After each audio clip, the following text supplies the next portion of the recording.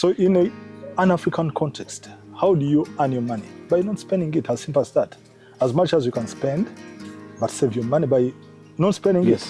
But then I had to find what really, if I'm looking at running my life sustainably, because there was a bigger picture of what I, Joe Farm, before even the Joe Farmer thing. Yes. Where do I want to see myself? That's the whole thing. Yes. Mm-hmm. And this is the main cash cow of the farm. Which is lettuce. Lettuce. Uh-huh. Here we are. But then I realized most people are living in a small space like, yes. If this is your house, you have only this space. Yes. You get, now context of Uganda, 50 by 100. So really, what is killing all the farms in Africa? Cash flow. Cash flow. The moment you fail to create cash flow, your farm will not grow beyond 1 year. To celebrate his first birthday, it will not be possible. Because what happens, you go, let me give you an example. You took a loan from the bank. Yes. To start a business. Same to a grower, you took a loan and they're starting production. You go into production with let's say 20 million. Farming is funny. Within 6 months, 20 million is nowhere. Why? It's capital intensive. You are paying labor, you are paying the inputs, everything. So the moment you fail to create cash flow within 3 months, to bring back, it may not be profit. I'm talking about cash flow. When money comes back, that is the blood of the business. The atmosphere which makes Africa so different, and when you understand crop very well, yes, is the Sunday hour. The Sunday hour. We have the longest Sunday hour, and you see an African man leaving their house to go buy sukuma wiki, to go buy dodo, the amaranth. Yes. You know, you are spending money on things that you would easily save and earn your money back. To me, that was a concept. So sukuma wiki, if I give you an example, in an ideal home of around 5 people, if you are spending, let's say, 5,000 on vegetables on a daily basis, it doesn't make sense 5,000 if you have the money. Yes. When we talk about a month, we are talking about 150,000. Yes. When you think about now a year, it starts making sense. That is almost around 1.5 million. I would have done something different with this money. But in rural production nowadays, we no longer talk about acreages. We are talking about unit production. If you have 1 meter by 4 meters, these are 4 square meters. Yes. What influence does it have on my livelihood? As simple as that. If we can turn this into value and productivity, then you are living in a productive home. If you are having your home and you only have lawn, grass, every month someone is loaning the grass without adding value to it. Yes. It's a bit of challenge in African context. You're going to be spending money, and we are trying to add up things of value, you know? To me, that's the whole game where it has to change.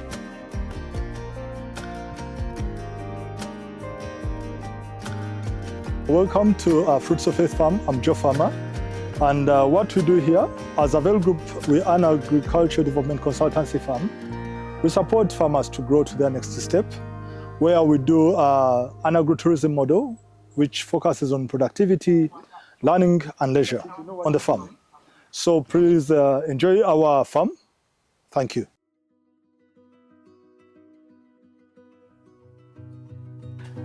You know, when you are into the background of finance, you try to add up things financially straight away. Yes.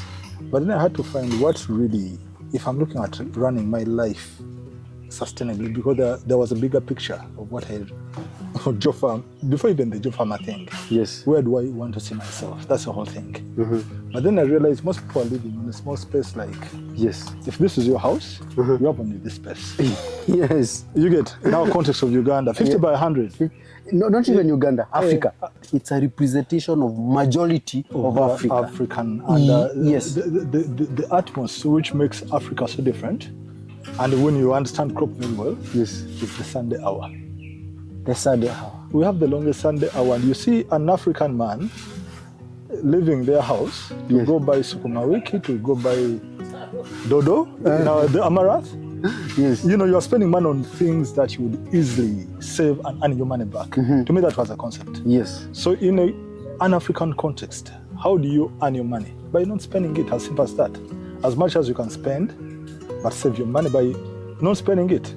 So Sukuma Wiki, if I give you an example, in an ideal home of around 5 people, if you are spending, let's say 5,000 on vegetables a daily basis, it doesn't make sense 5,000 if you have the money. Yes. When we talk about a month, we are talking about 150,000. Yes. When you think about now a year, it starts making sense. That is almost around 1.5 million. I would have done something different with this money. So for me, this became the game changer, that if I look at, in rural production nowadays, we no longer talk about acreages. We are talking about unit production. If you have 1 meter by 4 meters, these are 4 square meters. Yes. What influence does it have on my livelihood? As simple as that. If we can turn this into value and productivity, then you are living in a productive home. If you are having your home and you only have grass, every month someone is loaning the grass without adding value to it. Yes. It's a bit of challenge in African context. You're going to be spending money, and we are trying to add up things of value, you know? To me, that's the whole game where it has to change. Yeah. Other than saving the money, which is the household money, can we have money coming to a place through this kind of an approach? Absolutely, absolutely. I'll give something which people don't think about before we move down. Yes. The very simple thing is how do you turn each to really live on it? Let me give an example. You see, these are not vegetables. Yes. These are normal plants. These are normal plants that yes. If I want a beautiful home, I want to do gardening a bit.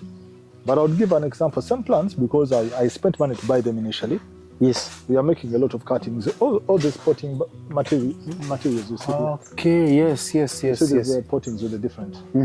These are things that if someone wanted to come and take this, you are not paying less than 150,000 for just this. For that's just one pot. One of these. Yes. If you look at the color lilies, you are not paying anything less than 150 for that. What you see there. Yes. So how do you turn all these simple things into real? So you realize that each segment of it is an income stream. But also apart from that, as we move around, one thing you're going to realize here that the microclimate, which most of us don't really think about. Yes. You know, as you're coming in, it's really hot outside there. When you're coming in here, it's totally different green space, you know? I can confidently confirm that because on my way, it was hot, but once I got into this farm, everything has changed. It's changed. And that bit of the microclimate, and when you're talking about a real sustainable farm, that is the model we should be looking at. It's not just about growing food alone, no. You have to look in the bigger picture of sustainability. If you're thinking about the environment, but also how do you turn this microclimate into value? You see a lot of other things that we can integrate. But as we move down our farm, yes. Now on your right-hand side, it's mainly the agri-tourism component where we allow people to come and camp. Yes. But also you can stay on the farm, real sleeping on the farm comfortably. Yes. Now, where we are starting is where we do mainly the trainings, because our model is input production, training and consultancy, then agri-tourism. Okay. Bit of leisure. So you saw that upper bit where we have the bonfire. Yes. And the cafe bit, that is the upper bit. So here we put the tents for the trainings. Okay. We do our trainings. But the beauty is that the things we are talking about, farmers are able to see them practically. So someone tells you, Joe, I want to do 1 acre of tomatoes this season. Yes. But when halfway the road, you realize things are not working out. You didn't think about the water requirement. Yes. So for us, it's very important to start with the plant water requirement. So you mean no matter the size of farm or the approach of farming, you want to start it, be it a kitchen garden, be it what, everything must start with water. Water.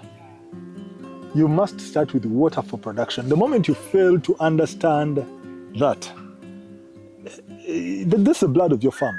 The moment you don't have water, we are no longer in the era where we are depending on the rain, that this is mania season, you are rain, and say, those kind of things. Rain-fed agriculture. Well, in some context, people are still there because that is where the biggest proportion is. Yes. But I'll tell you, if you are thinking about real commercialized agriculture, it has to be driven by smart approaches. You've shown me few stems of Sukuma Wiki up there, which is countable and can even be used, can be placed in our table room. Yeah. You want to tell me, even in such an approach, before even you think of that, you first see water. You have to know what is my water requirement. Because let me give an example. Even if they're just 10 plants, and you are in an urban setting where you are rationing water between home use and everything, you have to think about that. Yes. Okay, even if I need at least 5 liters per day for my plants, Yes. I'll have to plan for that water. Sure. Where is it going to come from? So after scaling it to that level, then I can take it to the bigger production model. Because if I'm talking about, if this area alone is 500 square meters, Yes. where you see the greenhouse and the demo here, Yes. 500 square meters, I will tell you that in the whole day here, we need 4,000 liters of water 4,000 liters of water. per day. Yes. So if someone didn't put that in mind and is not, then your water source becomes critical. So you want to tell me in this water source that I'm seeing here, you are able to get more than 4,000 liters of in this water? small water source you see here, I can get 10,000 liters a day. How profitable is this approach? Like taking, for example, Let's look at only this. Yes. This Yes. This is just a 2 square meter. 2 square meter, yes. You get? Yes. I'm just actually looking at one, and even here it's just 2 feet. One, Yeah, average. 1, 2, 3. Yes. When you look in a space like this, let's say ideally, because I go back on the concept I said, if you've been spending every day 5,000, 5,000, yes. you want to, but now let's take it on the real context here. If you are spending 2,000 on tomatoes, if you are a household, you see these 4 plants here? Yes. You see these are eggplants here? Yes. You have a bit of sukuma wiki and kale. Yes. If these things are really continuous, this is just 3 square meter. This is 3 square meter, yes. If you're doing it continuously, you are going to be ensured that you have a continuous flow of vegetables within your household, starting at that level. If you can manage 1 square meter, why can't you manage if this is a 10 by 10? Are you seeing this plot here? Yes, I've seen the whole plot. It's very visible to me. Yes. You realize that if I've been able to manage this and I'm saving, my first, like the model I've been working on, I do a vegetable delivery. I'll give an example. But where do I base the vegetable delivery? It is a friend of, like Fred, who is not a grower, but he must use vegetables. Sure, everybody uses vegetables. Everyone is using vegetables. Yes. So the simple thing would be that, okay, I start with my network and make for you an assortment. If I made an assortment of sukuma wiki, eggplants, this, you have cucumbers, you see? Yes. Already that is enough for someone. Even if I'm telling you, give me 10,000, comfortably you'll support my idea, what I'm doing. Unless you're not my friend. But definitely someone would easily, support. Yes. But realize that in a small space like this, you're already doing some bit of, because there are many people who are looking at starting a farm and they are saying, if I had an acre of land somewhere, I would start. But you ask him, what are you doing with your backyard? Yes. He will tell you, if I had an acre, it is okay to do big, large scale. What are you using your small space? If you look at a space like this, how productive are you making it? So if I'm looking at a delivery of, let's say, 10 people every week, that's 100K. Sure. And I can get it from this garden here. Absolutely. And I can make it as innovative as possible, as we shall see. Yes. How cheap is it to set up this unit? Because now you've given me the possibilities of how to save and how to make money. So how cheap is it to make such a setup? It is, if I'm saying cheap is a very relative word. Yes. But I would say it is affordable. How affordable is it? Now that could be, but cheap is relative to your, first of all, involvement and the passion. Yes. I will start on that because I'll give an example. If here we have 100 plants, if we have 100 plants here, yes, 100 plants at cost of seedling, I'm selling it at 500 each, let's say, that is 50K. Yes. 50,000. Yes. The rest of the materials, there are people who are not willing to do work by themselves and they are looking for labor, blah, blah, but these are, I'm talking about a backyard grower. After your day's work, you've left the office at 5, Go back in your home, try to get something making you busy. You know, an activity that engages you. This thing you can do it at your own pace. So you buy the seedlings. Before you buy the seedlings, the most important thing, come and prepare the garden very well. Yes. And the most important thing that we want to show you that you do it in an organic way. Yes. Mix your soil preparation, add in a lot of organic manure, make it a clean tilth, as simple as that. Improvise the staking materials on time, like we are using bamboo here, as you can see. Yes, yes. Now the rest will be the planting. As this crop grow, always kind of associate with your, let me call him the agronomist you're working with. If you bought seedlings from Joe Farmer, just try to keep up a relationship, update each other. You know what? My seedlings are at this level. What? Because if you don't know what to do, always inquire, consult. You don't have to do it at a fee, because we are building relationship as growers and farmers. Yes. Just keep in touch. You know, Joe, I got the seedlings. How are things doing? You are growing. Not realize, if you look at this plant, this is just 5 weeks.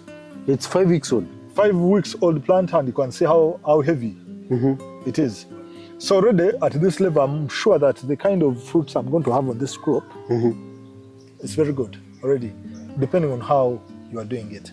So where did you get this kind of knowledge from? I'll tell you, the first thing, or what the first drive was mainly having what we call a passion-driven career. I did finance. Yes. Actually, I did accounting and finance. Accounting and finance. And I was there, professional and, very committed to do the job. Yes. But that is a job. That's a job. That's a job. That's a job. Yes. I had dreams as a person, and I was like, okay, Joe, to achieve the level where I want to be in the given time, is my job taking me there?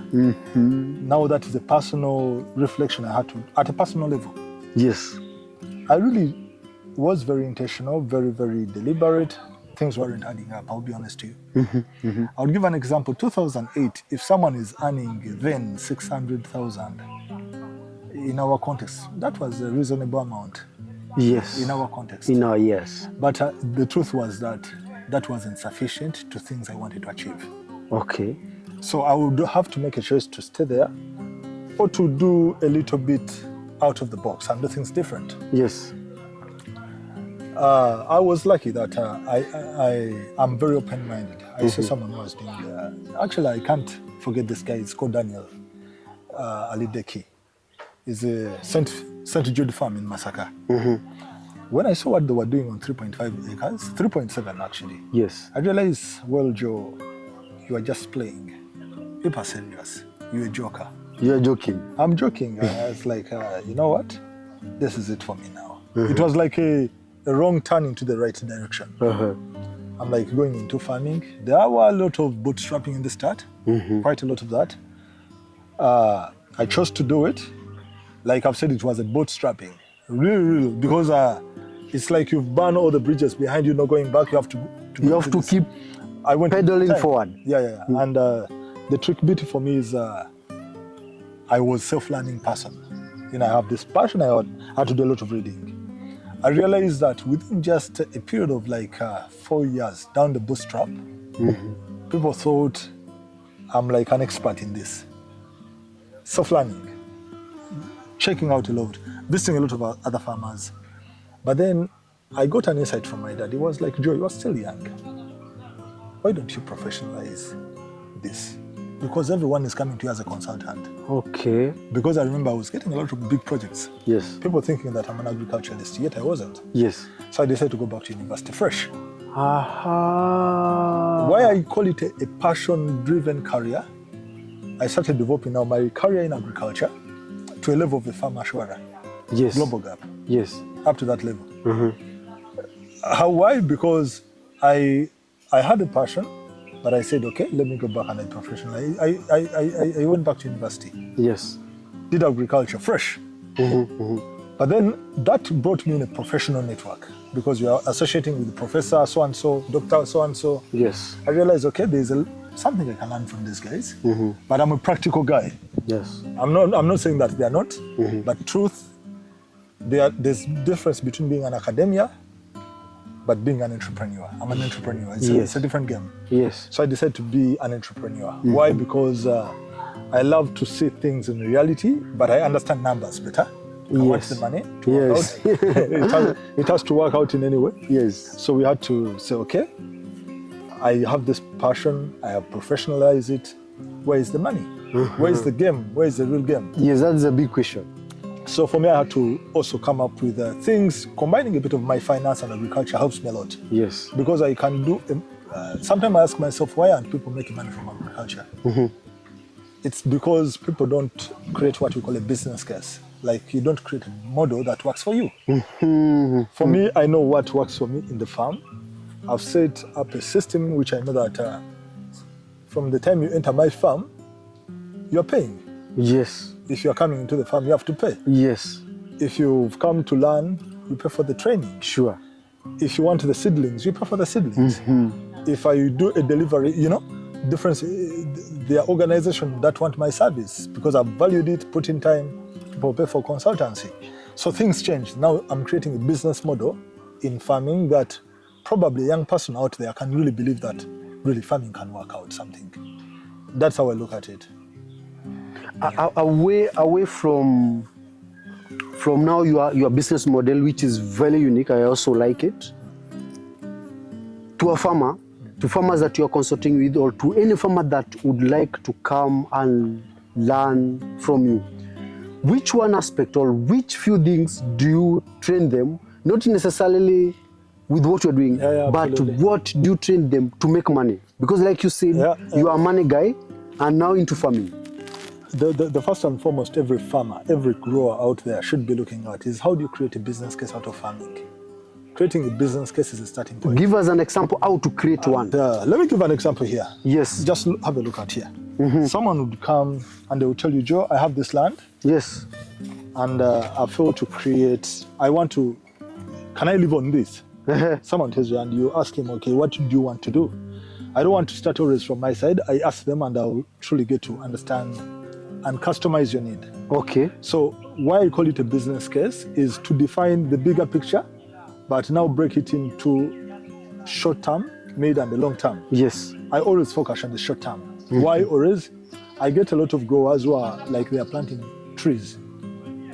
Now those are my biggest clients.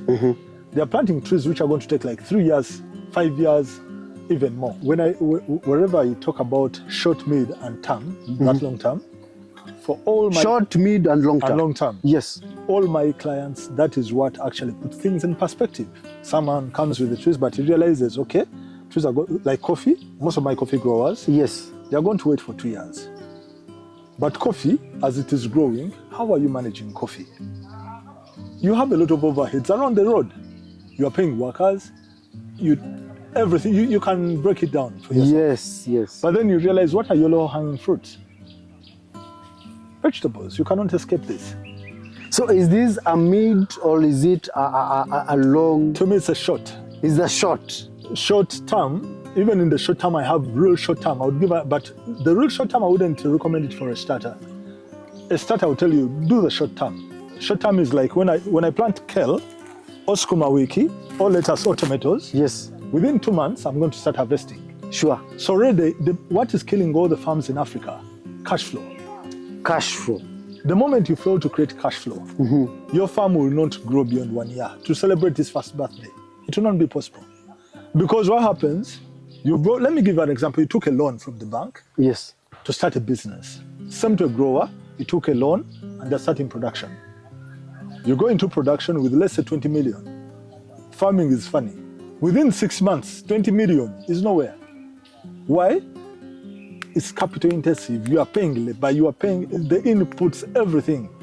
So the moment you fail to create cash flow within 3 months, to bring back, it may not be profit. I'm talking about cash flow.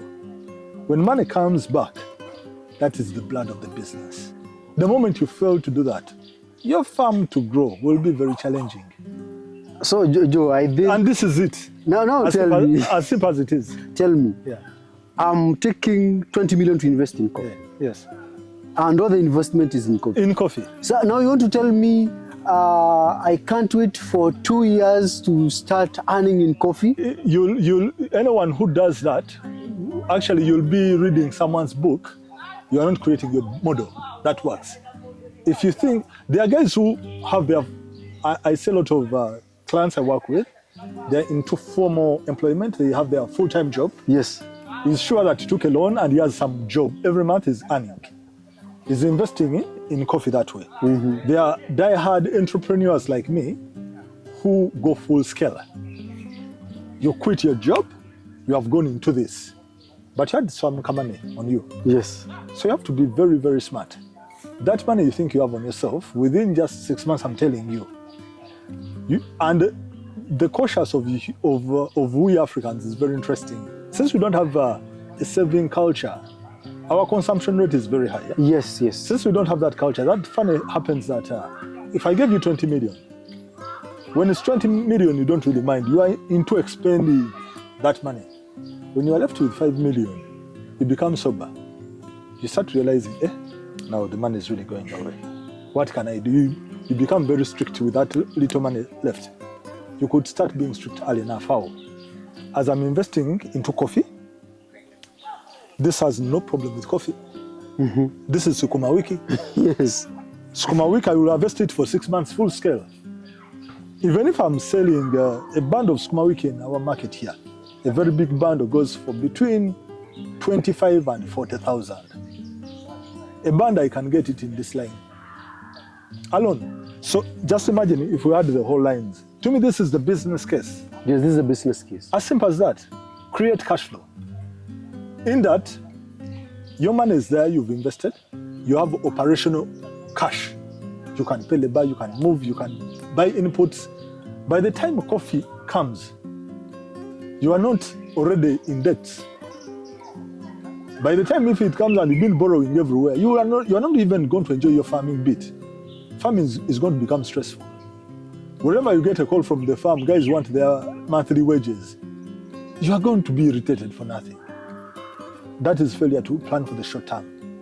But like I've said, and if you're really smart enough, even in the short term for vegetables, you can create a mini short term. I would give an example. You know vegetables that grow in 7 days? Yes. The micro veggies. But that goes for a very high, if you talk about like the hydroponics. Yes. If you talk about guys who are going into real smart, if you look at seedlings, 3 weeks, those are all things that, I'm not saying that everyone should do that, because the more we go short term, the more sophisticated it becomes. Sure. The more demanding, the more commitment, the more engaging you have to be there. Mm-hmm. The more long term you go, the less involvement and the things seem a little laxed, depending on what you're looking at. Yes. And Joe, I would like to know how you started. How was it easy to be able to apply making money, the agribusiness part of it, and now you are here trying to train and also telling Africans and showing them how easy is it to make money. How did you start this type of farming? When you say that how easy it was, it has never been easy. It is not easy? No. How simple was it then if it was not easy? Someone will, when someone paints agriculture at the end of it, yes, you forget the process. The process, the beauty about farming, when you master the process over time, you forget the hard times you went through. Sure. That is how farming is. I agree. But in the start, how do I cross the line to really... I'll give an example, the first 2 years of my production, especially if I look at 2010, 2011, you can imagine the years I'm talking about. That's when I'm into this. Mm-hmm. 2010, 2011? 2010, 2011. That's when we are starting? That's when I'm starting the farm. Uh-huh. That was a learning curve. If it wasn't for passion, 2011, I would have quit. Mm-hmm. Things weren't adding up well. There was a lot of losses. Lucky in other countries, like Kenya. Yes. By then we are buying seeds from Kenya. Mm-hmm. To get quality seeds in Uganda in 2010, oh my, it did not happen. Uh-huh. What you would get are these heirloom seeds, where a farmer you could squeeze from the neighbor. Yes. You know those kind of things. I understand you. Yeah, those heirloom seeds, when you're talking about productive agriculture, we are not working with heirloom seeds. Our market doesn't have the organic value. Yes. You know that? Yeah, I know. So when you're thinking about such, I branded myself in the start as an organic farmer. Working with this kind of things, trying to deliver to, you know, but I bring you a very quality product, Yes. organic, you'll never achieve the price. Aha. Because no one values what people need is a tomato. Sure. As simple as it is. Sure. So I realized that wasn't the journey I wanted. It was a good learning curve. The other bit was also the market. To me, it was a very good learning process. Good enough that when I started, there was a high demand of produce in southern Sudan. So we'd easily grow things. We get a lot of the brokers who would collect things to Sudan. Yes. So somewhat they provided the cash flow for that. Even things are not adding up, there's still some bit of cash coming in. But our market structure within the country, when you look at the biggest buyer or off-taker from growers here is Nakasero market. You know Nakasero market? Yes, I've been to the market. Yeah, because also things from Kenya come to Nakasero. Yes. It's the biggest off-taker. Yes. Failure to understand how that market dynamics work. As a grower, those who have been there understand what I'm sharing. Your first growth and going into Nakasero, that will be your end of farming. I'll tell you. You get your produce here, it's ready. Go to Nakasero. Yes. First of all, you are not in charge of the prices. Sure. Never. You cannot control the prices. You cannot control the prices. Yes. The market broker guy is at top of the game because he's a businessman. Yeah. But the other bit is, if someone ever offers you a price, let's say you come with I used to grow a lot of broccoli by then and cabbages, and it tells you a cabbage I'm giving you 700. But for you, when you go to buy a cabbage, they are giving you 2,000. You get it? Yes. Someone will tell you 2,000, but when they buy from you, it tells you 700. The one who gives you the first price, you will never get any price better than that. However much you think you are a good player. What happens, it's more like a cartel in the market. So the guy will tell you 700, you refuse, the guy goes. The next one will tell you 500. You realize now you don't have any buyer. They will tell you that we are not even buying. But you've already come with a truck of cabbages. So what happens? I've seen growers, even myself, that you've come, you think you're on top of, especially people who are land. You have a lot of your research dynamics, you have an analysis you make. So if things are not adding up, you even get annoyed, you rather go and think that you throw away the cabbages. Yes. Mine, I was like, I would go and give them to the school. Yes. And then I used to give our lady of good counsel. But realize that's not income. You're not creating value. So what did I do? I did differently in 2011 to 12. Yes.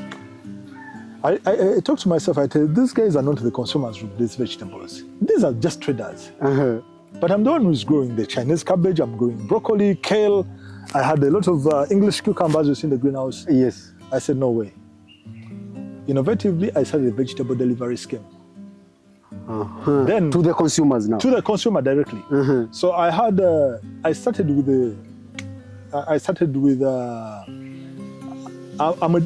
I'm an aggressive guy, yeah? Yes. If it comes to what I want. If I want something, I really get it.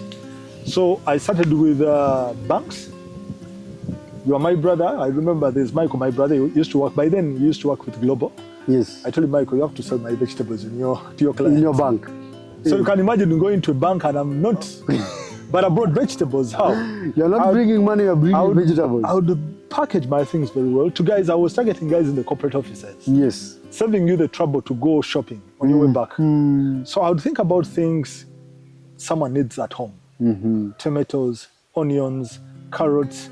Those are things I was planting in my gardens now. Yes. I changed my mode of production.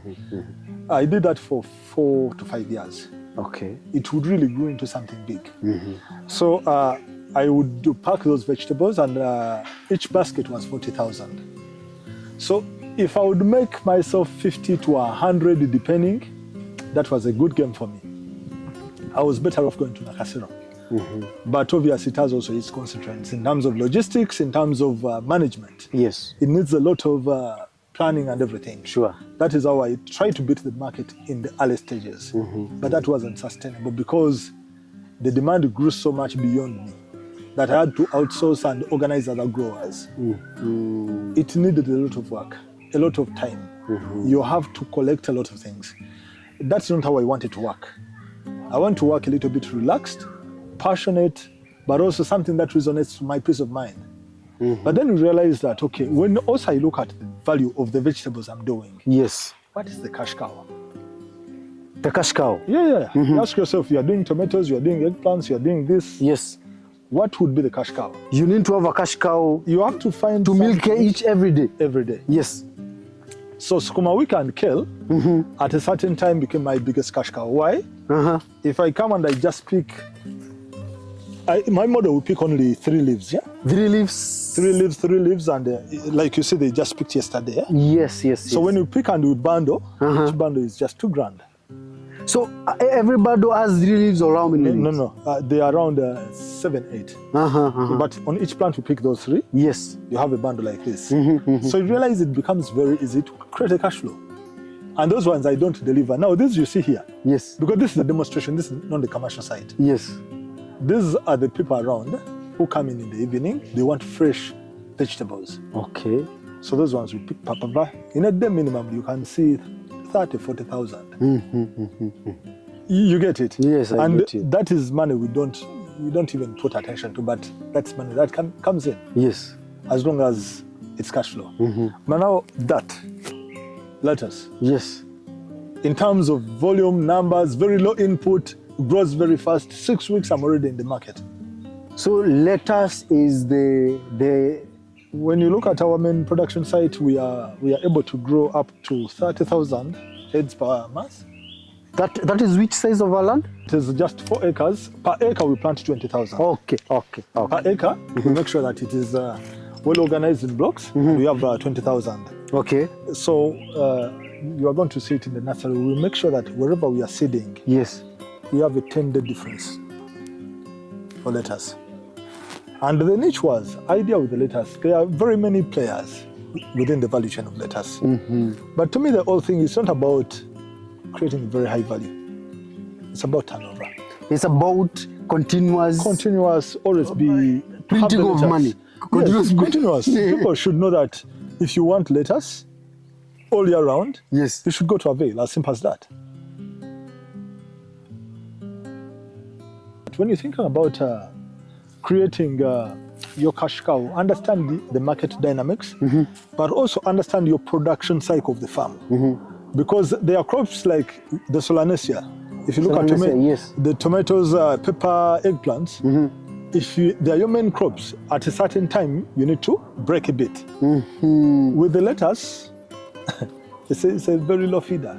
The low feeder. As long as you are feeding your soil, the soil will do the needful. Just keep that cycle. It's very, very important. Yes. You talked of market dynamics. Yes. Can one copy another grower's market Model. approach? Or you have to create yours?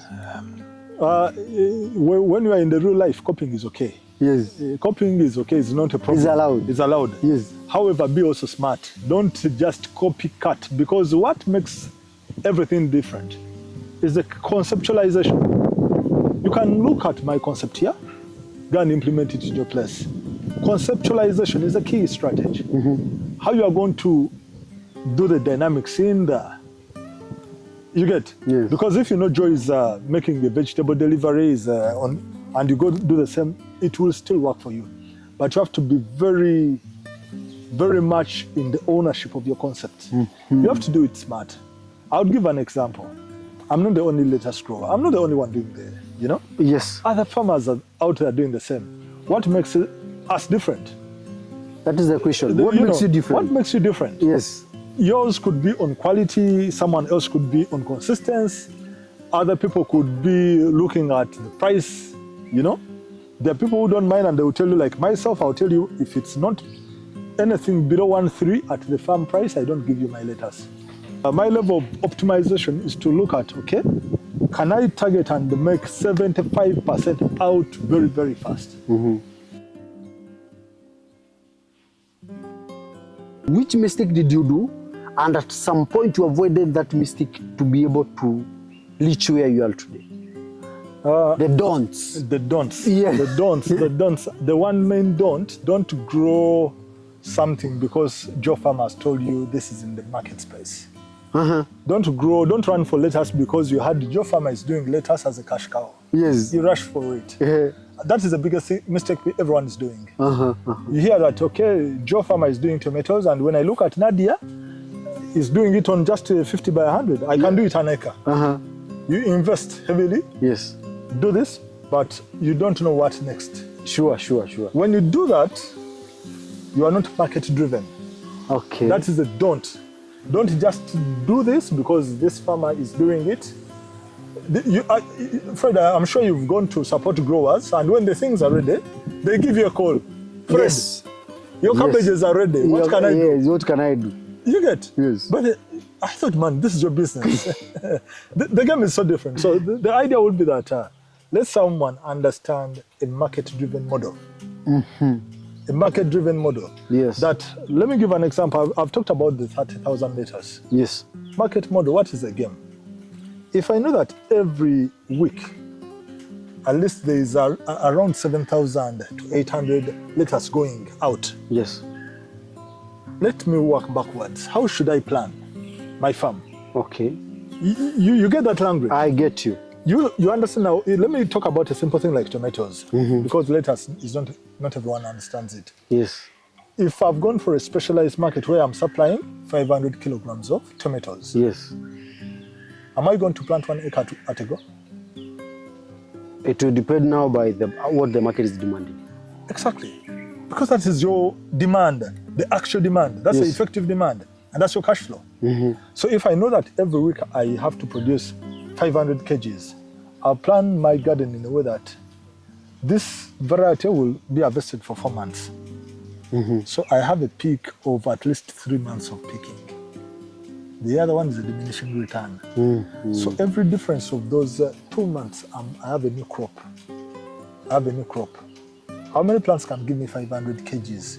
Then I will know that 2,000 plants probably a week I can harvest. So I don't need to plant 8,000 for an acre.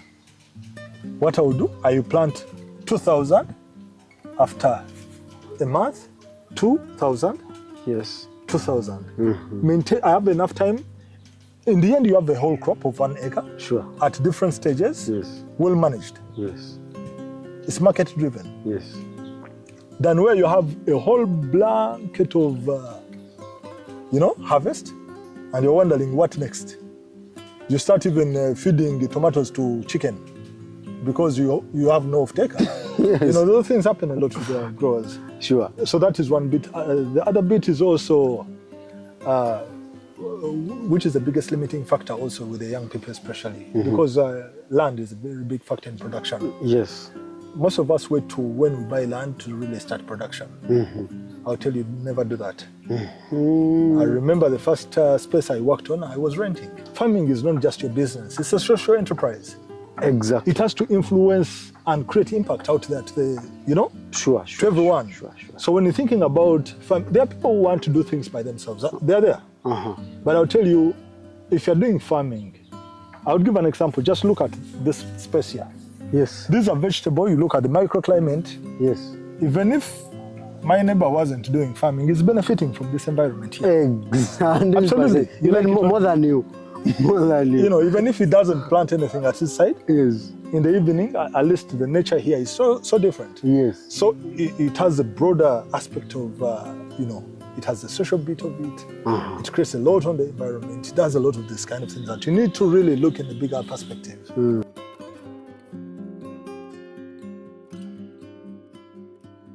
To the young African, the young, energetic African who are currently into betting, they are doing a lot of betting. Yeah. And they are doing a lot of bonda because they think that's where money is. Can farming give them the same environment where they can make money and also enjoy whatever they're doing? Absolutely. Which is the approach? The approach would be, I'm not saying that, because as an entrepreneur, you have to have, let me call them entrepreneur eyes. You must have the entrepreneur eyes to see where the opportunity is. I think the kind of the young people you're talking about, I don't want to blame them what they only Oh, yeah, they are our brothers. Yeah, We want to advise them now. Absolutely, because yes. First of all, those young people need mentorship. They need someone to talk to them. Yes. They need to be given an opportunity out there that things are really possible. Because many of these young guys, probably they don't know options. They don't have options. Someone has grown deep very well in the Western world, you know? Yes. And he doesn't know that probably even this exists. Sure. They don't know whether someone, there are people who have never seen a carrot grow, or even a cabbage. Even a cabbage. Yes. They don't know these things we are talking about. And when you talk about also farming, the mentality goes back to their grandfather's village, where they ran to come to Kampala. Yes. So now when you just come and you start talking, man, you have to go back to farming. Yes. This guy gets a mentality that we're pushing him back to the to the grandfather. Are you getting it? Yes. So we need to, for the young people, we need to mentor them. We need to package farming a little different. And I think that is our responsibility of we who have been privileged. Joe Farmer doing this is not because you are the best farmer, no. It's a privilege that you are able to do what you do. Okay. How are you using that to also inspire these young people out there that really, you guys, things are possible? If you're talking about the border, you are selling your land in the village. Yes. Getting on a border, it's okay. That is the option you have. But how about this kind of approach? We have to interest them. Yes. So when you start with that, they don't see you as someone trying to return them back there to the village. Yeah, but you are trying to give them an option that, okay, as you're doing the border, probably you can start this. But also, I would give an example. I have young guys who are working for me. They're border guys. Yes. There are like 5 of them. And what is their role in my agricultural value chain? They're delivering things to the market. Okay. So he realizes, okay, as I have to return 10 grand to the owner of the bike. Yes. But whichever delivery I make for Joe Farmer from here to Kampala, I'm paying 20,000. Yes. So even along the value chain, those are opportunities for the young people. But before, if this young person has a space where they can work, Yes. We talked about simple things like Sukuma Wiki. Those things are very low capital intensive, not capital intensive. I agree. Very low intensive. You don't need a lot of technological approach. Yes. You don't need a lot of technical agronomy to understand Sukuma Wiki. No. Yes. To understand this. Yes. No, there's no rocket science here. As long as someone can put in time and they learn, yes, they can learn. So one approach we are using, I would give an example for the young people. We do every last Saturday of the month. Yes. We do a field event here. I'll tell you that we've seen young people deliberately coming in after the training. Someone who came and thought maybe some are drugged by their parents. As a parent is coming, he drugs them with themselves. Yes. I call it drugging because they come when they don't want. But what happens is by the end of it, you see that they are really now interested. They're like, Daddy, can you buy some seedlings? Can you take this? As they go to start, now you start getting calls. I know someone who's doing now 10 greenhouses. 10 greenhouses. And when they came the first day, it's the appellant who held their hand forcibly. They came just because we put up a field event and they came to see what is happening. And they became very interesting clients and now they are growing. In a farmer who is starting farming, which approach would you like them to start with? Can they start with these, succeed? Do they need to start with the open field, then learn this as part of what they're doing? Or how can the approach be? My starter grower, my humble request, yes, before you integrate in a lot of technology and know-how, yes, get what we call the green hands. Hands-on. Hands-on. The green hands. Get the green hands. Yes, that your green hands will not start here. Yeah. Green hands will not start in the greenhouse. There you are managing the crop and the greenhouse science. Yes. Here you are managing the crop, the hydroponic system. Science, yes. Are you getting it? Yes. Start simple, but with a bit of technology. Simple as that. I would give an example. If you have your gunny, you're using the other gunny there. Yes. It has tomatoes, it has kale and everything. Yes. In your backyard, start with that. Familiarize yourself with the crop. Understand, okay? Yes. How does the tomato grow? How does the lettuce grow? Yes. After learning that, try to scale up on irrigation. Yes. Open field. When you realize, okay, there I can really manage it well. And you have the money from there. Yes. Then you can invest in such systems. This is our training greenhouse. Actually, it's not a production house. This is the training area. It's a training area. That's Yes. why you see we constructed it a bit different from the other greenhouses. Yes. Yeah, It's and, so different. Yeah, it's so different. Yes. But also it gives us a very good learning experience. Usually the main crop we push for the greenhouse is sweet pepper. Sweet pepper. But obviously you have an option. You can do sweet pepper, you can do English cucumber like the one we have here. You can do also cherry tomatoes, but also beefsteak tomatoes. What we have in here is English cucumber. Yes. English cucumber for us, we call it a short crop because I'll keep it for only maximally 10 to 12 weeks harvesting window. Yes. And I would give an example, space like this alone, we harvest between 60 and 80 kgs 6 and 8 kgs per week. That is per week. Per week. Wow. And that is 3,000 per kg. 3,000 per Yeah, kg. so what we do, because it's a training, Yes. if it is a commercial, I wouldn't recommend you to plant in the same greenhouse at different stages Okay. because of the infestation. Yes. But because it's a learning, we had here sweet pepper and we had the side tomatoes. Yes. The idea of greenhouse investment, which is the big consideration. What do you need to be having for you to succeed in this, either commercially or the way you are doing it? I would say, for farming, it's a bit different. I can't say that I'm an expert. Yes. Experience creates you as an expert because it gives you the expertise. Very true. In that, people start consulting. Yes. So a starter grower, I wouldn't expect you to start putting up greenhouses for training farmers. Yes. It will be, you'll be camouflaging, yeah? Yeah. But the whole idea would be go into simple greenhouses Yes. for real production. Yes. And you don't have to start with the metallic structures. You can go for the wooden structures, which are a little bit low cost. Yes. And go for crops which are also strategic in the market space. Things like sweet pepper, at no single time they are, even if the price is really low, like as 4,000 or 5,000, Yes. you are still making good money from it. Yes. If you are doing sweet tomatoes in the greenhouse, it must be only beefsteak or cherries. Yes. The moment you go in for the plum, everyone is doing plum outside. Yes. You don't have a leverage on that. Sure. Those are some of the things you have to put in mind. But the thing is not about greenhouses. Why do you go into the greenhouse? That is the Like question. I've said, Yes. master your green hands. If you've not mastered crop development, green hands, Don't try this. don't go into greenhouses. You'll have a whole lot of headache because you're going to be managing the crop. There's a lot of dynamics with the greenhouse. There's a lot of science involved in understanding it and putting it in real practice. Okay. So if you have mastered the tomato there very well, then you can task yourself to start learning greenhouse production. Because also open field is a very low production cycle. You don't need a lot of investment into this. Okay. The money you're putting into the structure, you can really grow there in the right way Yes. and really optimize and make money. When you come into the greenhouse and you don't know what to do, you've invested in the structure, put in the crop, and you lose your money. So master the greenhouse first.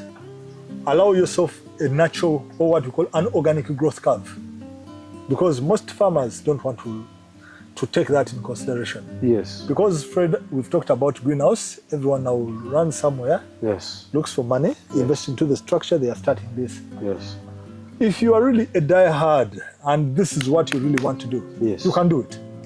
And give yourself learning process. Yes.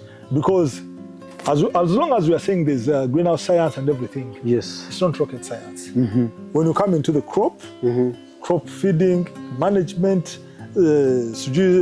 pruning, Yes. these are basics that if you learn and do them on time, Yes. you'll have your crop right. Sure. Sure. As simple as that. Uh-huh. Yeah. Yeah, so there would be nothing like really hard, but let's start simple. Go on upgrading. Grow to this place. Yes.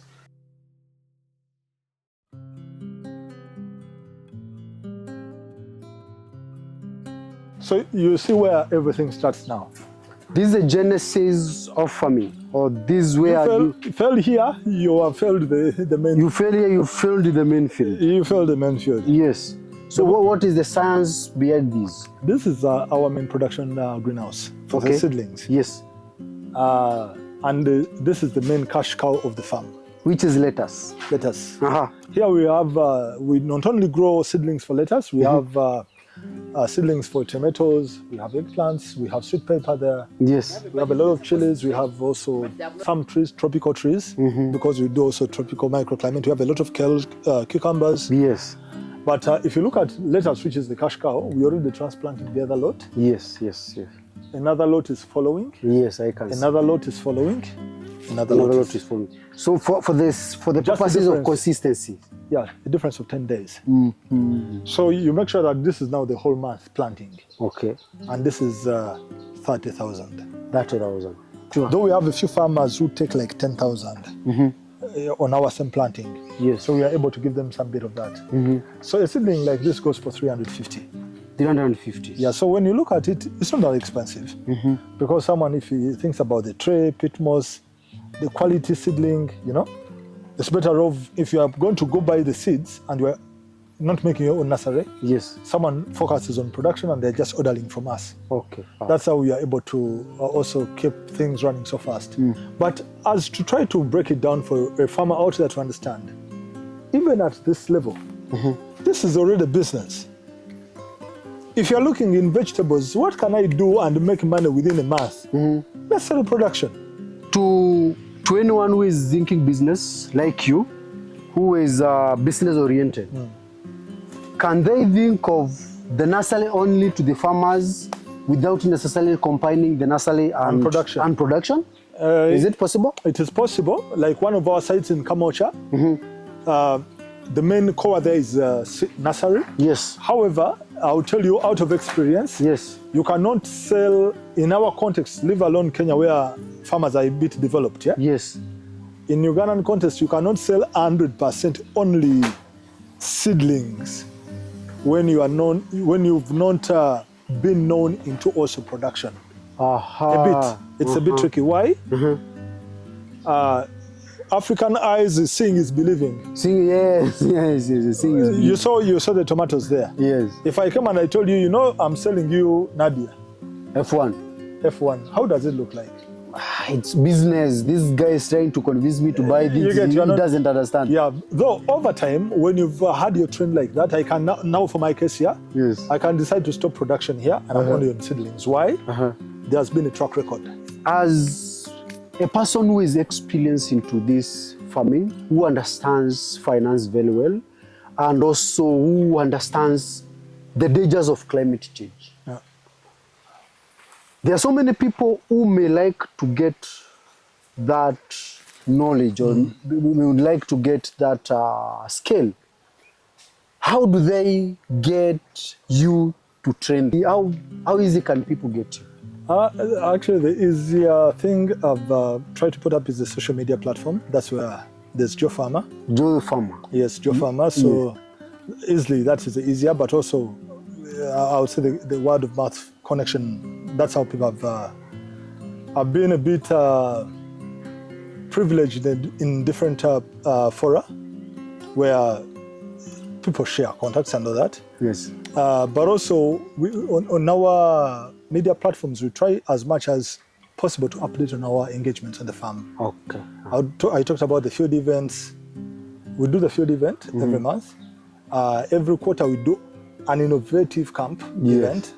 Like this, around September we're planning to do a salad event, which is mainly show people on how to prepare and consume vegetables, as simple as that. So those kind of things we try to put, those who are interested to join. The other bit is also networking.